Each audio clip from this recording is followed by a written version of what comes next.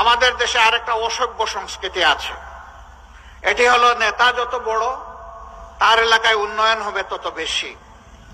তো শুধু কি তার এলাকার জনগণের ট্যাক্সের টাকায় উন্নয়ন হয়? সারা বাংলাদেশের জনগণের টাকায় হয়। এমনকি ভিক্ষুকের ট্যাক্সের টাকাও এখানে আছে।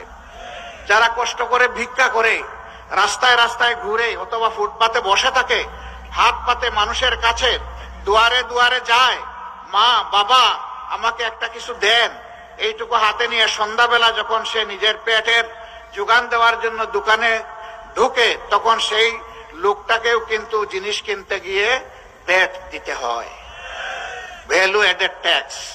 কেনার সাথে সাথে ট্যাক্স পরিশোধ। এই ট্যাক্সটাই বাংলাদেশে বর্তমান আয়ের মেইন উৎস, রেভিনিউর মেইন উৎস হচ্ছে এই ট্যাক্স।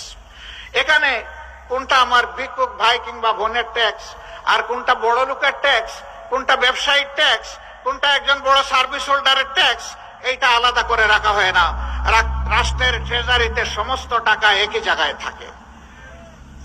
যারা আমরা শিক্ষা নিয়েছি বিভিন্ন বিদ্যাপীঠ থেকে, তাদের মনে রাখতে হবে আল্লাহর দেওয়া মেধা আর আমার বাবার টাকায় শুধু আমি মানুষ হয়ে যাইনি। আমি যে প্রাইমারি স্কুলে পড়েছি, এই প্রাইমারি স্কুলের প্রতিটি ইট, প্রতিটি বালুর কোনা, পানির ফুটা, সিমেন্টের গুঁড়া, রড, মিস্ত্রির হাত যা ওখানে লেগেছে, সব কিছুর সাথে 18 কোটি মানুষের সম্পর্ক আছে।